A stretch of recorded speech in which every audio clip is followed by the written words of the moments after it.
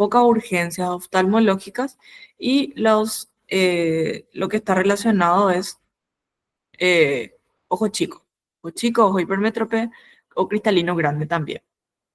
El manejo dentro de la urgencia, y esto es lo importante, ¿verdad?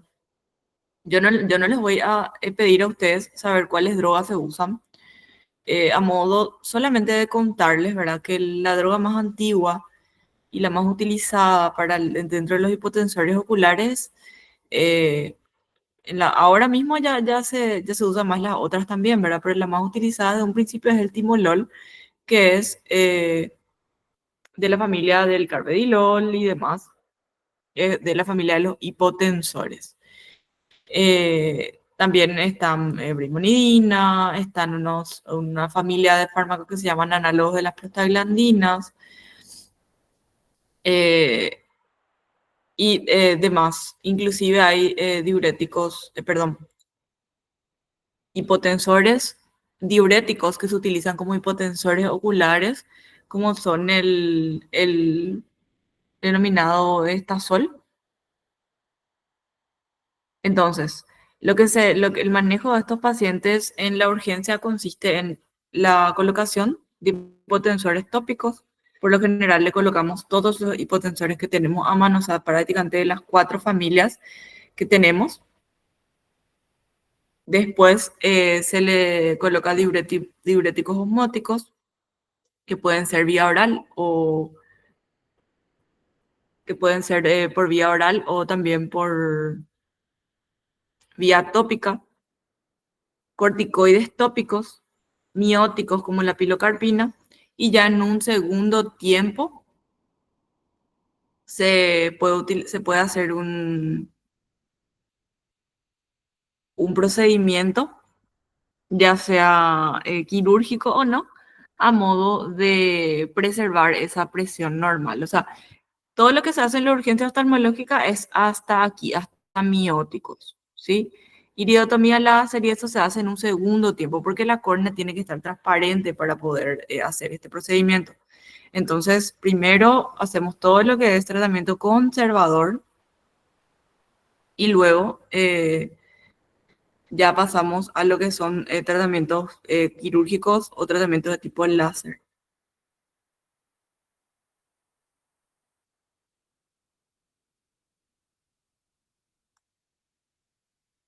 Ya el desprendimiento de retina. Recuerden también que es una causa importante una causa importante de disminución súbita de la agudeza visual, y es el desprendimiento de la retina neurosensorial de sus capas externas. Yo ya acá ya saqué la diapositiva que habla sobre las capas de la retina, pero es de la capa de fotorreceptores, o sea, el desprendimiento, la separación de la capa de fotorreceptores de del epitelio pigmentario de la retina, y con la consiguiente acumulación de líquido entre la retina y el epitelio pigmentario. Hay 4 tipos de desprendimiento de retina. El más común es el regmatógeno.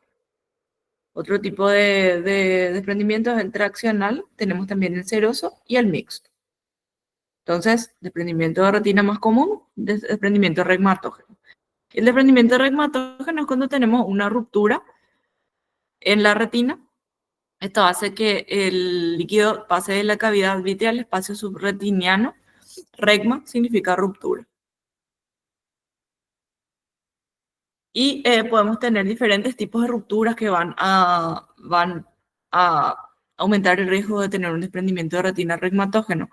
Puede ser un desgarro, puede ser un agujero perculado o también diálisis. Los desgarros y los agujeros son secundarios al desprendimiento del vítreo posterior, proceso fisiológico por que todos pasamos, que es cuando el vítreo, que es gel, se desprende del fondo del ojo, que pasa a ser llenado por líquido. Eso es un proceso fisiológico. A veces hay zonas en las que ese vitrio está como está más sujeto a la retina, y al desprenderse se lleva consigo un pedazo, como en el caso de los agujeros, o hace un pequeño desgarro en herradura o en C o en L.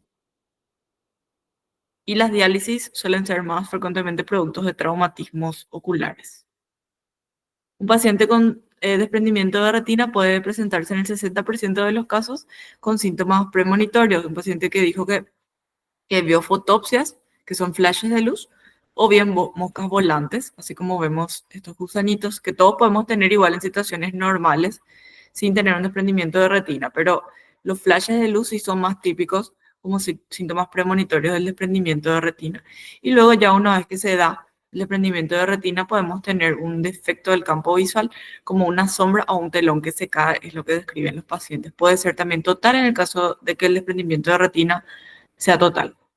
Signos: vamos a ver un reflejo fotomotor disminuido, podemos ver pigmento flotando en el vítreo y ya si es un desprendimiento de retina reumatógeno vemos el desgarro como vemos en este caso. O sea, esto que ven acá es la retina desprendida, esto que está desenfocado es la retina aplicada y este es el desgarro que lo ocasionó. El líquido que está dentro del ojo entró por debajo, entró por este desgarro y desprendió y ven, esto si lo ven en vivo van a ver como una tela flotando cuando el desprendimiento de retina es reciente.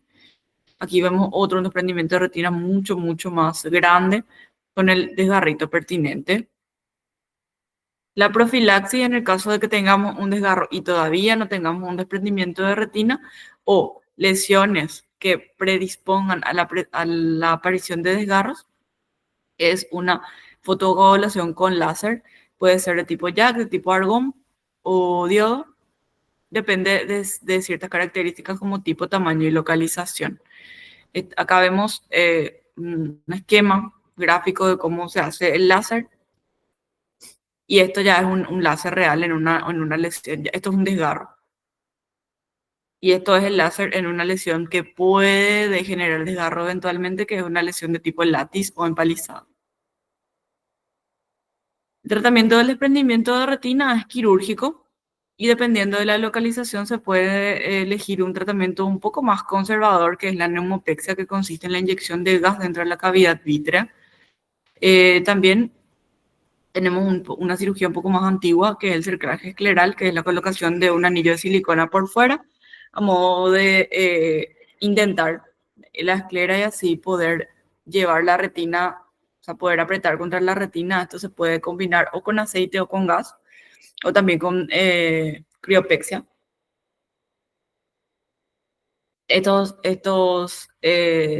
Se puede colocar un explante, o sea, un anillo de silicona o bien segmentos, que se llaman explantes segmentarios. Y esto suele ir combinado con la vitrectomía, que es la extracción de todo el vítreo, y la colocación de gas o aceite, lo que se necesita. Esto se hace por 3 puertos de entrada, uno que tiene una infusión, otro que tiene una luz y otro que es el vitrector propiamente dicho, que es un aparato que corta y absorbe. Así es como se ve en el momento de la cirugía usando la córnea como una ventana. El segundo tipo de desprendimiento de retina es el traccional y es la segunda causa más frecuente. En este caso, fuerzas traccionales son las que separan a la retina del epitelio pigmentario, así como se ve en el esquema y así como se ve en la foto real. Estos son proliferaciones vitreoretinianas, es como un tejido fibrovascular que crece en ojos con ciertas predisposiciones, o ciertos casos de predisposición anormal, por ejemplo, pacientes diabéticos con una retinopatía diabética proliferativa. Lo que hace esto es estirar la retina y desprende. Y estos son todos los casos en los que podemos tener desprendimiento de retina traccional. Esta tabla ya se van a encargar ustedes de aprender. Es realmente importante. Y el tratamiento también es quirúrgico porque tenemos que cortar esas tracciones y hacer una vitrectomía. O sea, se cortan las tracciones, se cortan todas son como sinequias que tiene, se corta todo esto y se le saca todo el vitrio y se le coloca aceite o gas, dependiendo de la zona en la que se encuentre.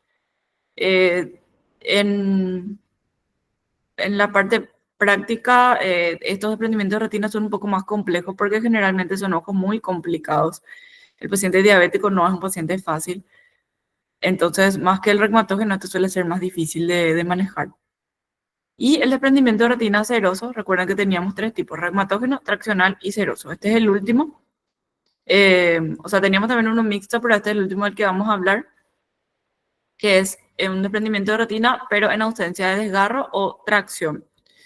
Y tenemos el paso de fluidos al espacio subretiniano por falla de la vasculatura retiniana o del epitelio pigmentario.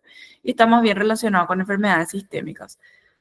Lo que suele pasar es que no es que el líquido entra desde abajo, como desde adentro, mejor dicho, como el desprendimiento de retina reumatógeno, sino que como que se filtra desde la coroides, desde la capa vascular, porque hay algo en el cuerpo que está haciendo que esa barrera retiniana, barrera corioretiniana, se está alterada, ¿verdad? Y son desprendimientos de retina, entre comillas, más lindos, porque se ven así como ampollas nomás, de color amarillento, rosado amarillento,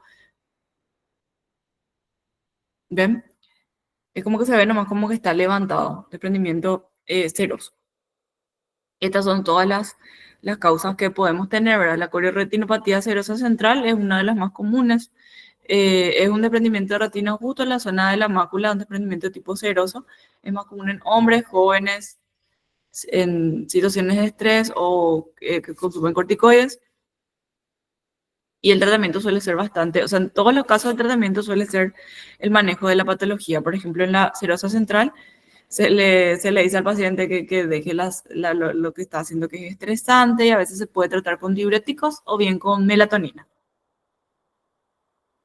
Tenemos la BKH, Burkitt-Yahnari Arada, que es otra retinopatía serosa, una coroidopatía y varias otras que también ustedes se van a encargar de aprenderse esta tabla. Y el tratamiento del seroso, a diferencia de los otros dos, es más bien el tratamiento de la enfermedad de base. Oclusiones vasculares de la retina son de dos tipos, venosa y arterial. Primero vamos a hablar de la oclusión venosa, que puede ser tanto de una rama o de la vena central, y es bastante frecuente. Está relacionado con factores de riesgo cardiovascular como hipertensión, enfermedades cardiovasculares, hipervicosidad sanguínea, diabetes y glaucoma. Es una pérdida indolora unilateral y súbita, lo mismo que podemos tener en el desprendimiento de retina. Visión borrosa, podemos tener metamorfosias y también muchas veces si es solamente de una rama, el paciente puede inclusive no percibir. La diferencia con el desprendimiento de retina lo vamos a ver en el fondo de ojo, que vamos a ver dilatación y tortuosidad vascular, pero lo que más llama la atención van a ser las hemorragias y exudados que siguen al trayecto del vaso afectado. Si es una oclusión de la vena central, vamos a tener hemorragias en todos los cuadrantes que siguen a todos los vasos. Si tenemos, como en este caso, una oclusión de una de las ramas, de la rama inferior, vamos a tener hemorragias y exudados que siguen al trayecto de este vaso. Podemos también tener edema macular, que es líquido en la zona de la mácula, y secundariamente, después de un tiempo, podemos tener hemovitrio, que es sangre en la cámara posterior. Entonces, un edema macular visto en la tomografía de coherencia óptica. El diagnóstico es clínico, el paciente, vamos a tener una disminución súbita de la visión y en el fondo de ojo ya es más que evidente. Se hace angiografía y OCT a modo de evaluar las zonas de isquemia para poder hacer el tratamiento que consiste en antiangiogénicos si tenemos edema macular y PAN fotocoagulación con láser si tenemos zonas de isquemia diagnosticadas a la angiografía. Esto realmente no hace tratamiento, muy poco, poco o nada les voy a preguntar más que, no sé, tratamiento de tal cosa es quirúrgico máximo, lo que les voy a preguntar, pues no hace falta que sepan que es láser y eso. La oclusión arterial es menos común y también está presente en adultos mayores como la oclusión venosa. Sin embargo, en pacientes jóvenes puede estar relacionada con ciertas patologías específicas.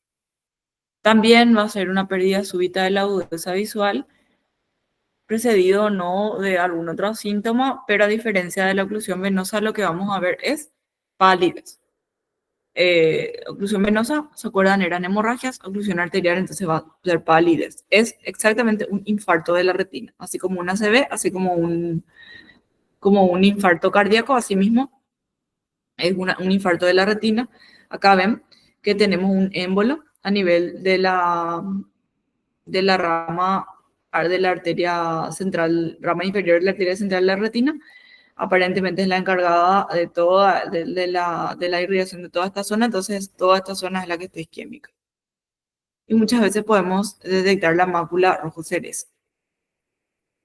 A la angiografía es lo que vamos a ver la falta de retraso de llenado vascular y el tratamiento, hasta hoy en día no se conoce, hace un tratamiento específico. Eh, se puede intentar en el momento si el paciente viene a tiempo una desoclusión del trombo con realizar unos pequeños masajes oculares y reducir la PIO, pero lo importante en este caso es investigar a ese paciente porque está formando trombos y estos están pasando al lecho arterial. Ahora fue el ojo, puede haber sido el corazón, puede también ser el cerebro. Entonces, es importante estudiarle bien a este paciente. Por último, hemorragia vítrea. eh, es la presencia de células sanguíneas en la cavidad vitrea y puede ser por diferentes causas. Como recuerdan, yo les había hablado de que cuando tenemos una oclusión de la vena podemos tener una hemorragia vítrea y eso puede ser secundario a la aparición de neovasos. Entonces, técnicamente, una de las causas de hemorragia vítrea puede ser desprendimiento del vítreo posterior agudo, que es algo que todos podemos tener. Sin embargo, el resto de las causas están relacionadas o con traumatismo o con enfermedades que llevan a la formación de neovasos. Las patologías que llevan a isquemia de la retina promueven la aparición de neovasos. La aparición de neovasos promueve la aparición de una hemorragia vítrea o hemovítrea. ¿Por qué? Porque la arquitectura no es normal. Y depende de los síntomas dependen de la magnitud de la hemorragia. Si es muy densa, vamos a tener una visión borrosa repentina. Generalmente esto o sea, no se presenta con dolor o una pérdida visual importante. Al fondo de ojo o no vamos a ver nada o vamos a ver apenas la sombra de la papila o vamos a ver restos vítreos flotando, restos de sangre flotando en el vítreo. En caso de que no podamos ver, muchas veces la sangre no nos va a dejar evaluar el fondo de ojo, solicitamos una ecografía en la que sí vamos a ver la presencia de sangre dentro de la cavidad vítrea que se ve así como más clara, más blanca y de estar relacionada, o sea, también es importante para evaluar algo más que está relacionado con con esa sangre en la cavidad vítrea, que puede ser, por ejemplo, como en este caso se ve, un desprendimiento de retina. El tratamiento en el momento del diagnóstico le indicamos al paciente de reposo, podemos darle antiinflamatorios tópicos, también antiinflamatorios se puede dar por vía oral. Hay mucha gente a la que le gusta dar alfamilasa y controles sucesivos. Se suele esperar un tiempo, unos 3 meses, siempre controlándole al paciente que esta hemorragia se reabsorba. De no reabsorberse en poco tiempo, el tratamiento es quirúrgico. Bueno, entonces eso es lo que fue la primera clase del segundo, de la segunda tanda. ¿Alguna pregunta?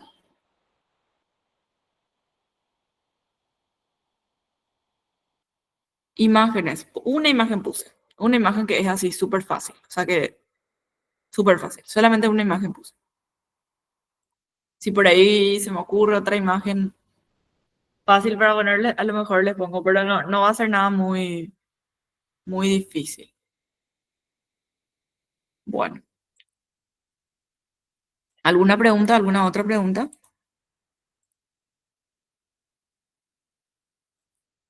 Entonces, recuerden, glaucoma agudo, sí quiero que sepan el manejo.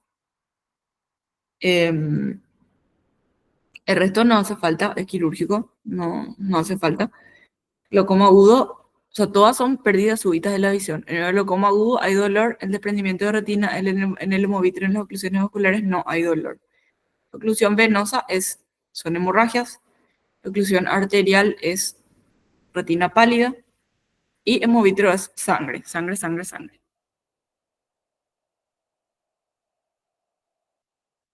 Bueno, segunda clase que habíamos dado, es traumatismo ocular.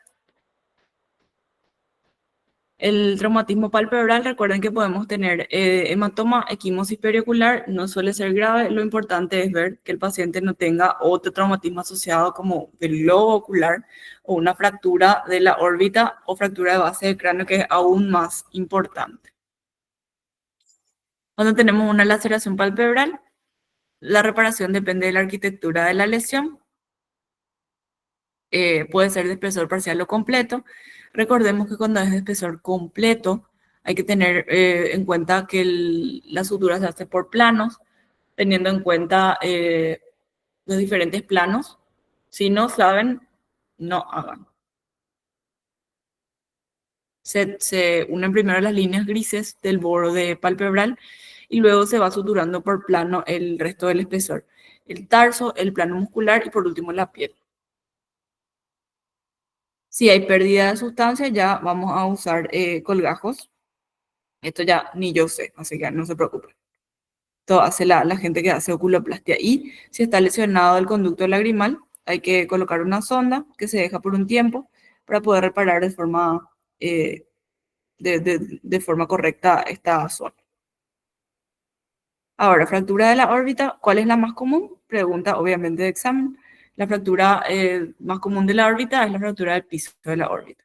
Siempre se da cuando tenemos el impacto de un objeto con diámetro superior al de la órbita, por ejemplo, un puño o una pelota. Se puede presentar con equimosis, diplopía por pinzamiento del músculo, en oftalmo, que es el ojo hundido, o alguna lesión ocular asociada, así como vemos en este paciente.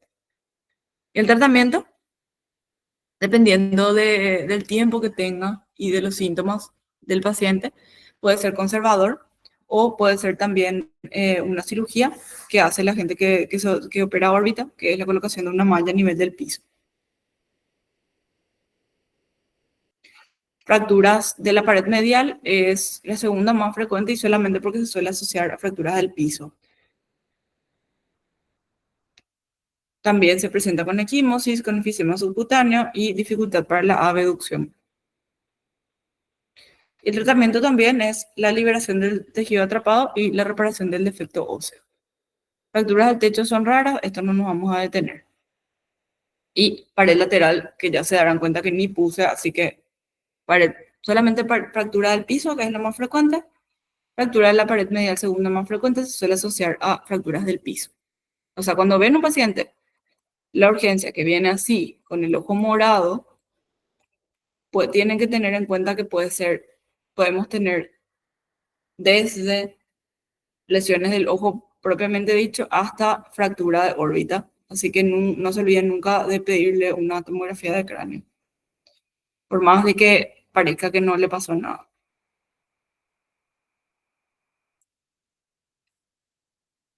Ahora ya vamos a pasar a traumatismo del ojo ocular propiamente dicho. Y el traumatismo ocular contuso, que es la compresión anteroposterior, que da un incremento de la pío de forma, o sea, o sea, en un rato, y puede producir lesiones del segmento tanto anterior como posterior. Da un incremento brusco pero corto de la presión. Puede ser por objetos como pelotas o también muy frecuente, ya estamos empezando en la época, el corcho de las bebidas. Y la fuerza es absorbida a nivel del diafragma iridiocristalino. A nivel de la córnea podemos tener lesiones tan simples como abrasiones corneales, una inflamación que puede generarnos un edema corneal y desgarros en la membrana de Descemet que son mucho más raros. El hipema o ifema es, recuerden, sangre en la cámara anterior. Ifema es igual a sangre en la cámara anterior. Y lo que suele sangrar es el iris y o el cuerpo ciliar. O sea, esta imagen si yo les pongo, entonces es ifema o hipema. Es lo mismo. Yo no les voy, o sea, todas las preguntas son de selección múltiple, así que no hace falta que escriban, pero recuerden que es IPEMA o IFEMA, lo mismo. Hipopium es pus en vez de sangre. Ahí vemos imágenes del iris sangrando y lo que es importante en casos de pacientes con ifema es que puede tener dos consecuencias graves. Uno es que la córnea termine tiñéndose, y esto es muy difícil de, de tratar. O también los restos hemáticos van a parar al trabeculado y causan un aumento brusco de la presión intraocular, que si se mantiene por un tiempo, puede inclusive terminar dañando el nervio. En cuanto a la V, el golpe del iris sobre el cristalino puede dejar este print que se llama anillo de Bossius. Podemos tener lesiones del esfínter o el desprendimiento de la raíz del iris que se llama iridodiálisis.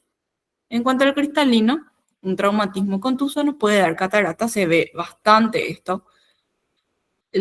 Cuando el cristalino se mueve de su eje sin salir por completo de la pupila, se llama subluxación, y cuando se desprende por completo y se desplaza tanto hacia la cámara anterior como la cámara posterior, se llama luxación del cristalino, y esto se da por la ruptura de las zonulitas, que son como pequeños ligamentos que lo mantienen en su lugar. Y también podemos tener una rotura del globo ocular que puede darse en el segmento tanto anterior como posterior, recordemos, como producto de un trauma contuso. En el segmento posterior podemos tener un traumatismo, una hemorragia vítrea, conmoción retiniana, que es una tumefacción, una rotura coroidea, rotura de la capa más que está por detrás de la retina, y una diálisis que ya vimos en desprendimiento de retina, un tipo de lesión, una diálisis.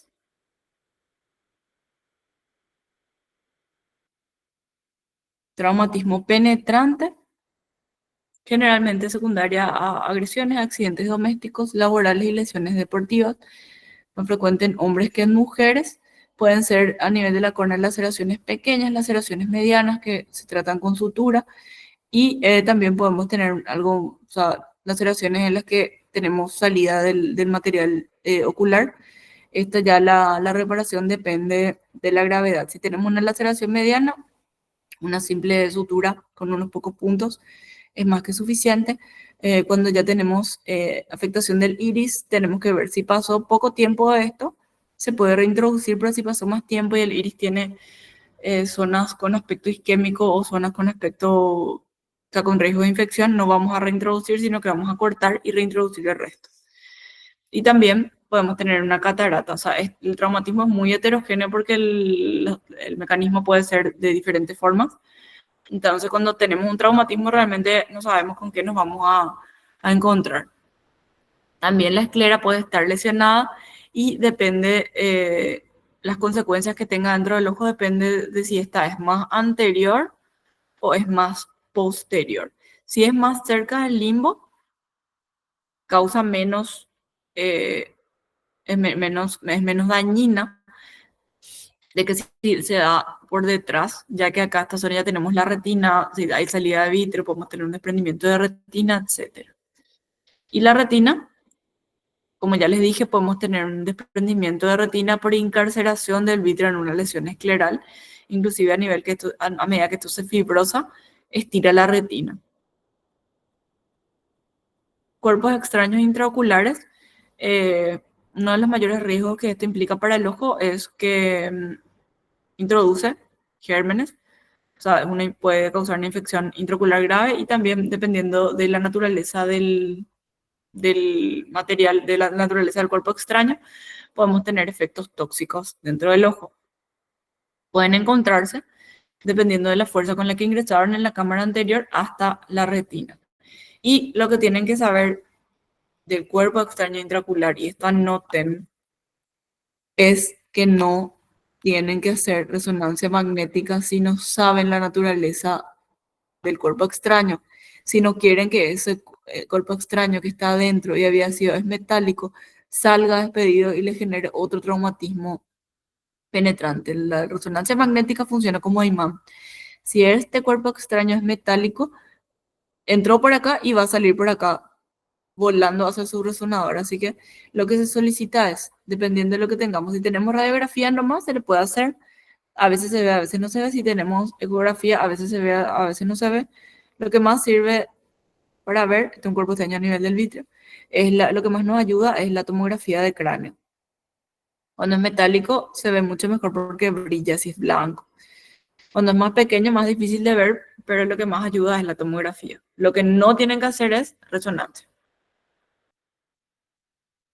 Traumatismos químicos, la mayoría en el entorno laboral pueden ser ácidos o álcalis. Dos cosas. El más común, álcalis. El que genera lesiones más graves, álcalis.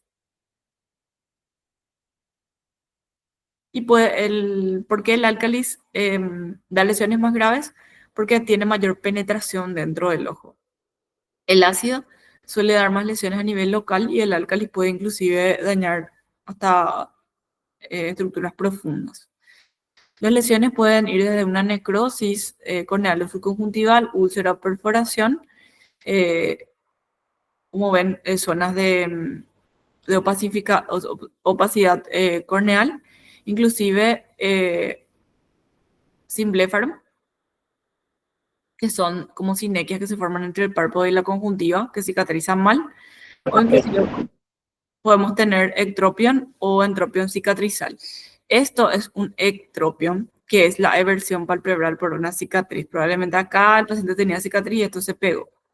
También se puede dar de la forma inversa, o sea, que el párpado esté invertido hacia adentro. Eso se llama entropión. Cuando tenemos un traumatismo químico, no vamos a recibirle así, esto ya es crónico, ¿verdad? Le vamos a recibir con el ojo rojo, el paciente va a venir con el ojo rojo, no va a poder abrir y nos va a decir que se le fue algo, estaba manipulando algún líquido y que se le fue en el ojo. ¿Qué es lo que se hace entonces? Si tenemos a mano, se le pone una anestesia, una gota de anestesia local, que nosotros tenemos proparacaína. Si no tienen eso, diluyen un poco de lidocaína con suero fisiológico y le chorrean eso en el ojo. Primero, lidocaína, porque es un proceso, si es que luego de eso tenemos que hacer una irrigación abundante, el paciente no va a aguantar si no le ponemos anestesia. Entonces, por lo menos un poquito de lidocaína diluida pueden ponerle. Y lo que se hace después es una irrigación con abundante suero fisiológico Ringer. Lo que buscamos es tamponar y neutralizar la acción de estos químicos. Y no olvidemos, o sea, esto más o menos por 10 a 20 minutos de seguido. Y no olvidemos evertir el párpado para ver si tenemos algunos restos. Luego de eso, ya se le va a realizar el tratamiento médico, una analgesia es muy importante, antibióticos y corticoides según lo que tenga el paciente y un tratamiento quirúrgico ya eso es un segundo tiempo, inclusive puede necesitar un trasplante de córnea, puede necesitar una cirugía del párpado, puede necesitar la cirugía de su simblefaron, eso ya va a depender de cómo es que quedan las secuelas en ese paciente. Bueno, ¿alguna consulta?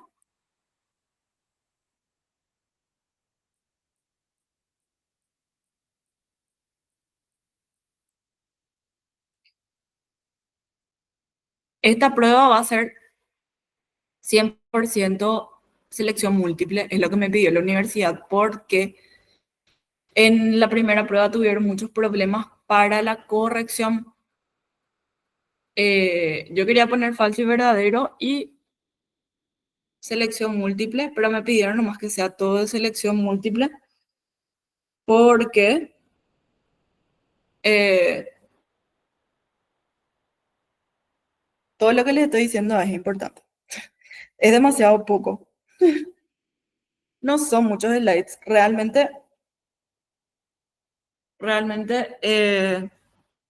está todo ahí. No es mucho, son 5 clases. Esto en mediodía ustedes ya aprenderían todo. Bueno, vamos a seguir. Encima el examen va a ser súper fácil porque es selección múltiple. O sea, tienen 4 opciones cada uno, 25% de posibilidades de acertar. La gente de la universidad no quiere que sea falso y verdadero porque si es falso y verdadero, según ellos, hay que tener, o sea, tiene que ser con justificación y eso ellos no van a saber corregir, según ellos. Entonces, va a ser eh, va a ser solamente selección múltiple. Bueno, oftalmopediatría, ambliopía, es la disminución de la visión por deprivación visual y o interacción binocular anormal en ausencia de la patología ocular orgánica. Apréndanse esto porque va a salir. Puede ser por estrabismo, puede ser por anisometropía, que es cuando tenemos una graduación diferente entre los dos ojos. Puede ser porque el paciente tiene una deprivación del estímulo, por ejemplo, cataratas congénitas. Puede ser porque tenemos una graduación más en otro ojo o porque tenemos un astigmatismo elevado. Y el tratamiento, por lo general, se hace con parches y el uso de corrección óptica. De los músculos retroculares, lo que quiero que sepan ustedes es la inervación. Recuerden que el tercer par inerva el recto superior, el recto medial y el recto inferior. El cuarto par, o patético troquelar, el oblicuo superior, y el recto lateral está inervado por el sexto par o nervio abducens. Esto va a salir. En cuanto a fisiología, o sea, todo lo que yo de todos los slides que estoy haciendo, que les estoy mostrando, yo oculté unos cuantos de cosas que realmente de lo que no vale la pena hablar ahora, que es de fisiología y demás. Pero estos conceptos sí es importante que sepan. Uno es la fusión, que es o sea, técnicamente es el hecho de que los dos ojos capten de forma diferente, de diferente ángulo, un objeto. El cerebro hace que esto sea unificado a nivel cortical. O sea, que nosotros, un objeto visto desde un ojo, desde un ángulo, desde el otro ojo, de otro ángulo, es unificado a nivel del cerebro. Entonces, fenómeno por el cual las imágenes que existen en áreas retinales correspondientes son unificadas a nivel cortical. Y la estereopsis es la percepción de profundidad de los objetos. Diplopía es visión doble y supresión es un fenómeno eh, que es, desarrollado a nivel, o sea, durante el desarrollo ocular normal en pacientes que tienen desvío ocular. ¿Qué pasa? Si uno tiene un desvío, normalmente va a haber doble. Sin embargo, cuando se dio desde pequeño, el cerebro lo que hace es eliminar una de las imágenes de visión doble y por lo tanto elimina una de las vías de uno de los ojos. Si bien esto lo hace a modo de conservación o de evolución, ese ojo que es suprimido puede no desarrollarse de forma normal, dando como resultado ambliopía. Recordemos que el examen de los movimientos oculares podemos hacer el test el cover test. Ya pasar al otro que me parece que sí era. Have the patient look directly at. A ver un poquito. Solamente para que recuerden, la mayoría de los videos nos vamos luego a ver. Have the patient look directly at a target at least 10 feet away. Cover the left eye and watch for a movement of the uncovered eye. Repeat this step a few times. Then do exactly the same thing in covering the right eye. If no movement occurs in the uncovered eye, the eyes are aligned. Here is a patient with. Parece que en este era que se veía mejor. A esto. Left eye moves outward to pick. Este es el cover test. Here is a patient with esotropia. The left eye is deviated in. Y esto se puede hacer de forma alternante. O sea, este es para evaluar estrabismo, o sea, se usa entonces el cover test y cuando nos damos cuenta de que el paciente tiene un desvío, usamos la prueba de Hirschberg, en la que observamos el reflejo corneal, o la prueba de Krimsky, que es la medición del desvío con prismas. Entonces, ¿cómo estudiamos los movimientos oculares? Cover test alternante, prueba de Hirschberg, prueba de Krimsky. Cuando los ojos están alineados perfectamente, esto se llama ortotropia. Cuando tenemos un desvío de los ejes oculares, es estrabismo.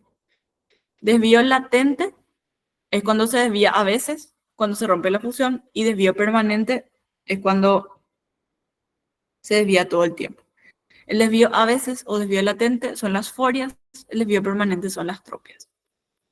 Las forias entonces se dan a romper la fusión, podemos tener hacia adentro o hacia afuera, exo o eso, o hacia abajo o hacia arriba, hipo o hiper. El tratamiento suele ser con la corrección de los vicios de refracción y también se pueden hacer ejercicios ortópticos. En cuanto a las tropias, esto ya es un desvío permanente. Esotropia o estrabismo convergente es el desvío hacia adentro y es la forma más común. Recordemos que podemos tener un pseudoestrabismo, que es un desvío falso que se da cuando nuestro pacientito tiene un pliegue de piel que se llama epicanto. Puede ser congénita o acomodativa, esto realmente no hace falta que sepan. La congénita es cuando aparece el nacimiento y tenemos hipermetropía baja, y la acomodativa es cuando aparece después de los 18 meses y tenemos hipermetropía alta. Y generalmente se tratan con la corrección óptica. A veces se pueden usar parches y si es muy grande el desvío, la corrección puede ser quirúrgica. La exotropia es el desvío hacia afuera, es menos frecuente, puede ser intermitente, constante o secundaria. Esto realmente no les voy a preguntar, máximo lo que tienen que saber es que exotropia es hacia afuera, esotropia es hacia adentro. En cuanto a la catarata congénita, suele aparecer en 3 de cada 10.000 nacidos vivos. En 2/3 partes son bilaterales, la mayoría por mutación autosómica dominante, y las unilaterales suelen ser esporádicas. Y suelen asociarse a diferentes causas como alteraciones metabólicas sistémicas, infecciones intrauterinas, anomalías cromosómicas. El manejo, tenemos que evaluar la densidad, morfología, patología asociada y otros signos significativos. Y en caso de que la catarata sea muy densa, cirugía. Glaucoma congénito primario, lo que quiero que se acuerden es de estos ojos.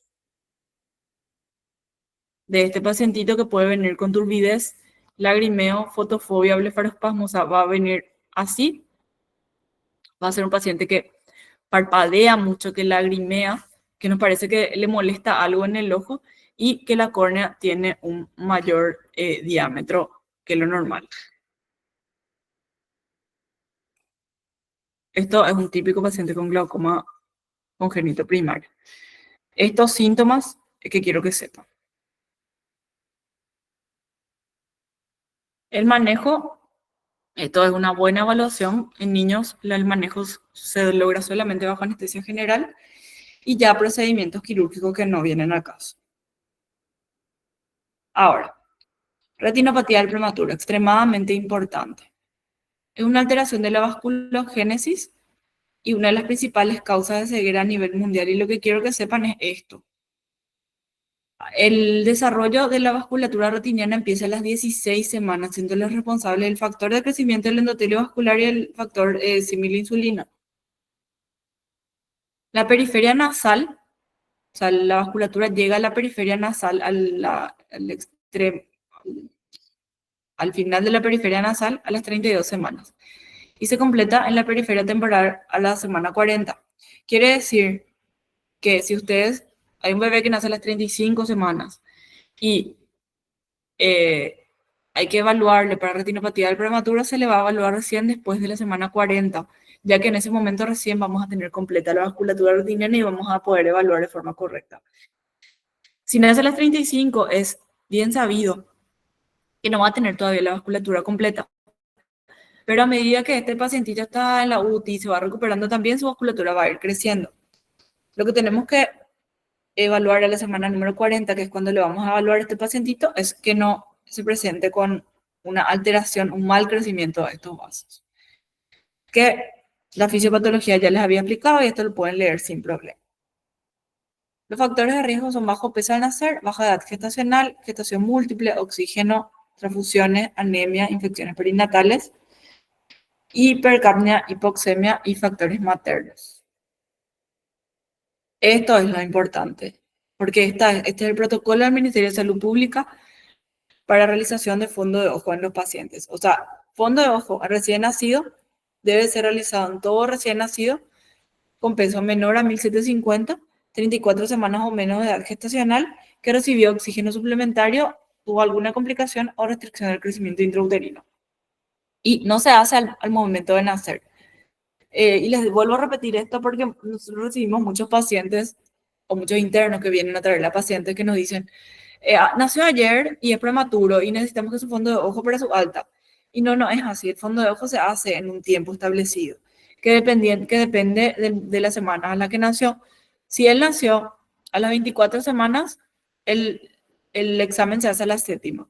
Si nació con 33, 34 semanas, recién a la cuarta semana después de nacer, casi a las 38, 40. Entonces depende del momento de nacimiento. No tienen que memorizarse esta tabla, pero sí tienen que saber que el fondo de ojo no es cuando el pediatra quiere, ni cuando el interno quiere, ni cuando nace el paciente. Es un tiempo después de que nazca, porque le vamos a dar también tiempo a ese bebé de que su vasculatura se desarrolle más. ¿Qué pasa si yo le hago al día de nacimiento? No le voy a hacer mal a ese paciente, pero pobrecito le voy a sacar de su unidad para dilatarle el ojo, ponerle una gota, para hacerle un fondo de ojo que igual le voy a tener que repetir en este número de semanas. Entonces, esto tienen que saber como el padre nuestro, y tienen que saber que el momento de los exámenes oftalmológicos es determinado por el número de semanas a las que nació, y no por el pediatra, ni por el interno, ni porque se tiene que ir de alta, ni nada. La clasificación no tienen que saber tampoco. Lo que tienen que entender nomás, por si algún día se topan con alguien que les pregunte, o Dios no quiera, su bebé tiene una retinopatía prematuro, es que es una alteración del crecimiento vascular. En un momento, el crecimiento vascular se detiene y se forma como una pequeña fibrosis en la retina. Como se dan cuenta, hasta acá llegaron los vasos y acá ya no hay vasos. Esto se sobreleva, puede generar un crecimiento fibrovascular, y a lo que no queremos llegar es un desprendimiento de retina, como en este caso, que significa una cirugía para ese bebecito de 1 o 2 meses. El manejo se hace con láser, con inyección de antiangiogénicos y cirugía dependiendo del estado de la retinopatía. Bueno,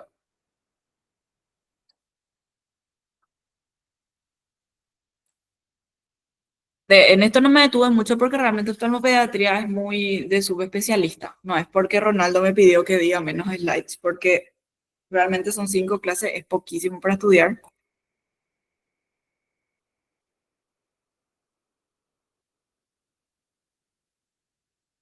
Bueno, ahora esta clase es bastante importante porque es algo que nos concierne a todos, como ya les dije cuando les di la clase, ya que son patologías oftalmológicas que se presentan dentro de enfermedades sistémicas, que van a ver como clínicos, van a ver como cirujanos, van a ver como ginecólogos y también inclusive como pediatras. La retinopatía hipertensiva, estas cosas, todo lo que es epidemiología, eso, yo no voy a detenerme en eso, pero ustedes sí tienen que leer. La fisiopatología, recuerden que es que la presión ocular, perdón, la presión sistémica elevada hace que haya una alteración en la pared de los vasos, que pasan por una fase esclerótica, luego se daña la barrera hematorretiniana, que da como consecuencia la filtración de sangre, exudados lípidos y la aparición de exudados algodonosos, que son zonas como de infarto de las fibras. O sea que vamos a tener una retinopatía hipertensiva, vamos a tener hemorragias, vamos a tener exudados, que son estos, y manchas algodonosas. Y también podemos tener una hipertensión maligna con esto de aquí, que es edema de papila. El nervio óptico tiene que ser así, con unos bordes bien netos. Cuando tenemos así bordes sobrelevados y borrados, esto se llama edema de papila, edema del nervio óptico. Esto sí, tienen que saber, sí o sí, porque les voy a preguntar. Y la clasificación de la retinopatía hipertensiva. Esto no solamente tienen que saber para oftalmología. Yo en la facultad me aprendí para cirugía, me aprendí para clínica médica, Creo que para fisiología y todo me aprendí, ¿sabes? El segundo curso más o menos que manejaba al dedillo esta clasificación y ustedes también tienen que aprender, que es cuáles son los hallazgos en el fondo de ojo en un paciente con retinopatía hipertensiva y esto ya ustedes, que a mano ustedes leer. La retinopatía diabética, uno de los factores más importantes que influyen es la duración de la retinopatía diabética, un control glucémico deficiente, embarazo e hipertensión arterial. Y también es una alteración de la pared vascular, pero es más bien un daño del endotelio y de los pericitos, que son células que forman parte de la pared de los vasos. Esto todo da como resultado una oclusión y mala perfusión de la retina con fuga capilar, oclusión capilar e isquemia y cuando ya esto se complica, da lugar a la aparición de neovasos, hemovitro, desprendimiento de retina, inclusive glaucoma neovascular en caso de que los vasos anómalos crezcan hacia el segmento anterior. Se divide en dos: retinopatía no proliferativa, diabética no proliferativa, en lo que podemos tener también hemorragias, exudados, manchas algodonosas, edema de papila, pero todo esto sin ningún crecimiento de tejido fibrovascular ni neovasos. Cuando tenemos crecimiento de vasos anormales o inclusive un tejido fibrovascular, esto se llama retinopatía diabética proliferativa. También la presencia de edema macular, que es independiente a que la retinopatía sea o no proliferativa. O sea, es una retina diabética típica, probablemente sea una retinopatía diabética no proliferativa severa. Podemos tener microaneurismas, que son manchitas, así como hemorragias, realmente son poco diferenciables de las hemorragias. Hemorragias retinianas en llamas o en puntos. Exudados duros, que son estas formaciones así amarillentas, que suelen ser acumulación de lípidos. Edema macular diabético, que es también la acumulación de lípidos y líquidos, pero en la zona de la mácula. Exudados algodonosos, que son como zonas de isquemia, generalmente restos axonales de las fibras. Cambios venosos, que puede ser arrosariamiento, y estas formaciones como en asas, que son los denominados IRMAs o anomalías vasculares intrarretinianas, que son signos de isquemia en esa zona. Y podemos tener también en retinopatía proliferativa neovasos. Estos son vasos anormales que pueden estar en la papila o en otra zona de la retina y también crecer hasta el segmento anterior en casos muy graves. Evidentemente, esta clasificación también la tienen que saber: cuándo es leve, cuándo es moderada, cuándo es severa y cuándo es proliferativa. Esta clasificación no hace falta que sepa. Solamente la retinopatía proliferativa leve, moderada, severa y cuándo decimos que es proliferativa. La clasificación de proliferativa no nos hace falta que sepan, ni la clasificación de edema macular. Ahora, también que es importante que ustedes sepan, como clínicos, como médicos de familia, como ginecólogos, que el fondo de ojo en un paciente diabético debe ser de hecho de forma anual si este paciente no tiene retinopatía diabética. Si tiene retinopatía diabética, ya sea leve, moderada o severa, esto debe ser más frecuente. Si es una retinopatía diabética no proliferativa leve, esto está escrito en las notas del orador, debe ser más o menos alrededor de cada 8 meses. Si es moderada, cada 6 meses; si es severa, cada 4; y si es una retinopatía diabética proliferativa, ya tiene que tratarse, ya sea con láser, fotocoagulación con láser, vitrectomía en caso de que ya sea muy grave, y cuando tenemos edema macular, vamos a inyectar antiangiogénicos. Lo más utilizado es el bevacizumab, nombre comercial Avastin. Enfermedad tiroidea, recuerden que es un trastorno autoinmunitario relacionado con la enfermedad de Graves. Esto, lo que tienen que saber, es más frecuente en mujeres y más frecuente en pacientes fumadores. La patogenia no nos vamos a detener. Los síntomas, esto generalmente se da ya enseguida después de la aparición del hipertiroidismo. Podemos tener retracción palpebral, que es cuando tenemos un párpado más elevado. Recordemos que normalmente el párpado tiene que cubrir los 2 milímetros superiores. En cambio, acá vemos que está totalmente, la córnea está totalmente despejada. Exoftalmos, que son los ojos saltones.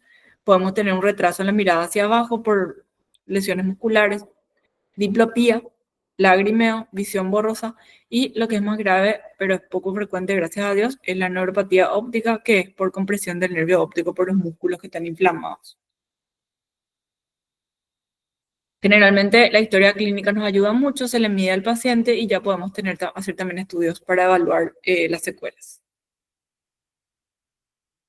Para el tratamiento se le clasifica a este paciente de dos maneras. Uno es, esta clasificación no hace falta que sepan, de hecho que ni la gente que hace endocrinología no sabe, suelen tener así como pegadito por su pared. Lo que tienen que saber es que se le evalúa de dos formas al paciente, si está activo o inactivo y si está activo, la severidad. Eso se tiene que saber para el tratamiento. Si está activo, se puede usar selenio, se puede usar corticoides, radioterapia y rituximab o tocilizumab, que son biológicos. Esto ya en una fase activa, pero nada demasiado urgente. Ahora, esto sí es importante. Si ustedes tienen un paciente en la urgencia de clínica médica que viene con los ojos saltones, rojos, así. ¿Dónde está? ¿Dónde está mi paciente con ojos? Ahí está. Un paciente así, el ojo está rojísimo, dice que le duele, que no puede cerrar su ojo y que no ve, que está viendo menos. Eso es una urgencia oftalmológica porque probablemente sea un paciente con una orbitopatía tiroidea que ni siquiera está diagnosticada en el que tengamos que hacer una descompresión orbitaria urgente. Entonces, ¿cuáles son los casos en los que se tiene que hacer una descompresión urgente? Neuropatía óptica, o sea, edema de papila. Queratopatía grave. Queratopatía es alteración de la córnea. La córnea se lesionó porque el paciente tiene tanta retracción palpebral que no puede cerrar. Una subluxación del globo ocular. Salta tanto que ya se luxaron los músculos. Pliegues coroides o oscurecimiento de la visión en cambios posturales. Y ya luego también podemos hacer cirugías, pero ya buscando la rehabilitación quirúrgica en fases inactivas a modo de mejorar la calidad de vida de nuestro paciente. Bueno, ¿alguna pregunta en cuanto a patología sistémica?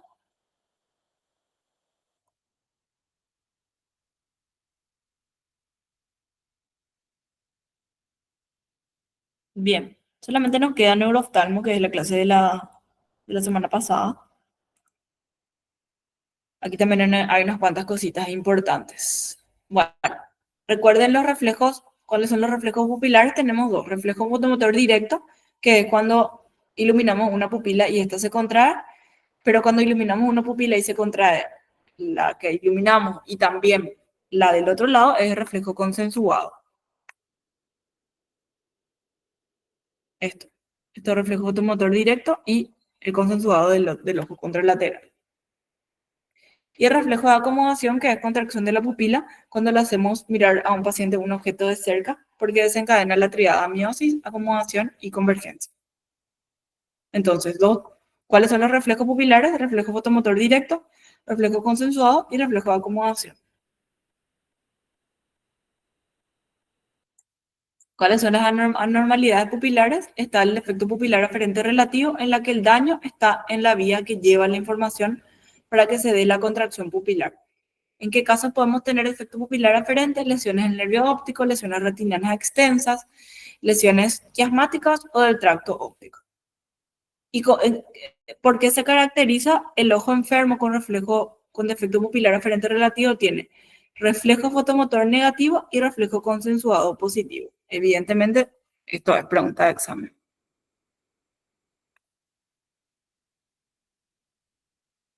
Pupila de Argyll-Robertson. Son pupilas mióticas desiguales con reflejo fotomotor negativo, pero reflejo de acomodación puede estar positivo. No se dilatan ni en la oscuridad ni con midriáticos y son típicos de tabes dorsal y otros tipos de neurosífilis, por lo tanto, hoy en día ya es raro de encontrar. Pupila de Addy, secundaria a una denervación postganglionar del esfínter pupilar, eh, resultado de una virosis o de un trauma o de diabetes o también idiopática. Puede presentarse en adultos jóvenes, en el 80% de los casos suele ser unilateral y la pupila suele ser grande, irregular, con un reflejo fotomotor que puede estar ausente o ser vermiforme. Vermiforme era que se contraía, recuerdan, que se contraía de forma, o sea, tiene zonas de contracción y zonas sin contracción. O sea, esta pupila está desnervada post-virus, paciente adulto, joven, pupila grande, irregular y se contrae de forma tipo heterogénea. El síndrome de Horner ya no nos vamos a detener esta vez en las vías. Quiero que sepan los tres síntomas principales del síndrome de Horner: ptosis, miosis y anhidrosis. ¿Por qué era el síndrome de Horner? Por una lesión del simpático, de la vía simpática encargada de la dilatación pupilar. Ptosis, miosis y anhidrosis. El síndrome de Horner puede ser central, preganglionar o postganglionar. Cuando tenemos Horner central y preganglionar, siempre vamos a tener los tres síntomas. Pero cuando tenemos un síndrome de Horner postganglionar, no vamos a tener anhidrosis porque la lesión se da después de que salga el nervio encargado de la sudoración de la carne. Como recuerdan acá en las vías. O sea, si tenemos Horner central, la lesión está acá, la neurona central. Si tenemos Horner preganglionar, la lesión está acá. Pero si tenemos Horner postganglionar, la lesión está acá. Y acá ya se desprendió el nervio encargado de la sudoración. Entonces solamente vamos a tener ptosis y miosis. El diagnóstico se puede hacer con el test de la cocaína, en el que en un paciente normal dilata las pupilas, en un paciente con síndrome de Horner no. Lo contrario ocurre con la praclonidina, en el que en un paciente normal no genera nada, en un paciente con síndrome de Horner va a generar dilatación pupilar. Entonces la lesión puede estar en la neurona central, preganglionar, postganglionar. Para localizar se suele hacer el test de la hidroximetanfetamina. Y eso es todo. Lo que me importa del síndrome de Horner son los síntomas y en qué tipo de síndrome de Horner no tenemos anhidrosis. La neuritis óptica. Ya vamos a pasar a lo que son las patologías del nervio óptico. Una inflamación del nervio óptico es la causa más común de pérdida reversible en personas jóvenes y esto tienen que aprenderse bien. La neuritis óptica en una mujer joven es esclerosis múltiple hasta demostrar lo contrario. Generalmente se presenta como una desmielinización, pero puede tener todas estas causas, ya sea desmielinizante, autoinmune, paraneoplásica, infecciosa, granulomatosa, etc. Inclusive posvacuna se describe.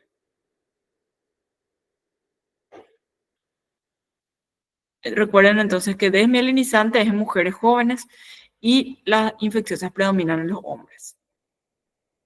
Es un paciente que va a venir, que puede venir con disminución de la visión, pero lo que más va a llamarle la atención es un dolor periocular que se va a acentuar con los movimientos.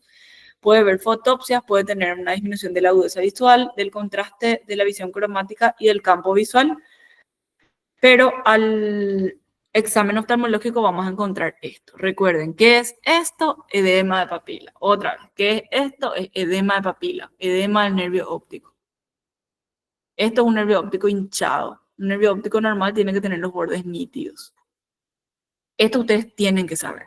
Tienen que saber, tienen que saber y tienen que saber. Porque ustedes tienen que poder ver un edema de papila en un paciente. Ustedes tienen que saber hacer por lo menos una oftalmoscopía directa, ya que si se encuentran en el interior, muy alejado, lejos de una unidad grande, si tienen un edema de papila, tienen que saber que ese paciente, como sea, tiene que llegar a un sistema más complejo para que se le pueda por lo menos hacer una tomografía. Porque no solamente es una neuritis óptica, también puede representar presión intraocular, presión intracraneana elevada por algún motivo. En este caso, si es un paciente una paciente joven, por ejemplo, que viene con dolor con los movimientos oculares y ustedes encuentran edema de papila, neuritis óptica lo más probable, más todavía si es unilateral. Fenómeno de Urdoff, que es una disminución de la visión con la temperatura, edema del nervio óptico, palidez del nervio óptico también y defecto pupilar aferente relativo que ya hablamos hace un ratito. Tratamientos con corticoides, se hacen vuelos de metilprednisolona y luego se queda con prednisona oral y después ya se ve el tratamiento de la patología de base, por ejemplo, la esclerosis múltiple. Por último, la neuropatía óptica isquémica suele, a diferencia de la neuritis óptica, esto es en adultos mayores. Lo más común es que sea una neuritis óptica isquémica anterior y suele relacionarse con patologías de adultos mayores, como por ejemplo hipertensión, arteriosclerosis, diabetes, vasculitis, que es importante, y disturbios hematológicos. Puede ser de dos tipos, arterítica y no arterítica. Y la arterítica es la que se relaciona principalmente con un tipo de arteritis de células gigantes, que es arteritis de la temporal. Entonces les voy a preguntar. La neuritis óptica isquémica arterítica está relacionada con arteritis de la temporal o arteritis de células gigantes, que es lo mismo. Y la no arterítica ya se relaciona con otras patologías isquémicas. Estos pacientes van a tener una disminución de la agudeza visual, pero sin dolor, a diferencia de las neuritis ópticas. Y edema del nervio óptico. Y si es una neuritis óptica isquémica arterítica, una neuropatía óptica isquémica arterítica, para tener síntomas de arteritis. La arteritis es la temporal, les voy a dar un rápido repaso de clínica médica. Va a ser una paciente de edad de unos 60 años, va a venir con una vena engrosada en la frente que al palparle le va a doler y va a decir que aparte de eso puede tener otros síntomas como claudicación de la mandíbula o polimialgia reumática, por ejemplo. Y aparte de eso, una disminución súbita e indolora de la visión con edema del nervio óptico también, así como las neuritis. El defecto del campo visual suele ser altitudinal. El diagnóstico, se le hace los análisis de rutina, pero hay que solicitar la batería para vasculitis, que son eritrosedimentación, proteína C reactiva, pero el diagnóstico definitivo se hace con una biopsia de la arteria temporal. El tratamiento, si es arterítica, es corticoterapia, y si no, se trata de la patología de base. Entonces, ¿cuál es la diferencia entre neuritis óptica y neuropatía óptica isquémica? La neuritis óptica, vamos a darle atrás. Dios mío, qué trauma tengo con ponerle animaciones, perdón, amo las animaciones. La neuritis óptica es en pacientes jóvenes y es edema de papila con dolor a los movimientos oculares. Edema de papila y dolor. Tiene un edema de papila, pero le duele al mover los ojos. Más que nada eso. Se trata con corticoides. Una neuropatía óptica isquémica es vieja, una señora vieja, de 60 años, que viene, que dice que es hipertensa, diabética, que en el caso de que sea arterítica va a venir con una vena dolorosa en la frente, una arteria dolorosa en la frente, y va a referir otros síntomas de vasculitis de la arteria temporal. También puede venir con un defecto altitudinal. Bueno, y eso fueron las 5 clases. Facilísimo, más fácil imposible. ¿Alguna pregunta? Realmente yo no voy a poner nada que no esté en esos slides y que no esté en las notas del orador. Ni siquiera, casi nada de lo que no esté en los slides. Los slides tienen 30, o sea, las clases tienen 30 slides cada uno. Así que no es nada leer un poquitito de eso. Y nada más. ¿Alguna otra consulta? Yo les voy a hacer probablemente para la próxima semana o la siguiente, para que en la plataforma puedan hacer un trabajito para los puntos por entrega. Pero eso puedo hacerle realmente después, así también sirve como repaso para el final. Y el trabajo ya les compartía sus respectivas delegadas para que puedan ir haciendo ya por grupos. Bueno, si tienen alguna otra pregunta, eventualmente pueden hacerme llegar por medio de su delegado. O si tienen así varias preguntas, entonces pueden juntar.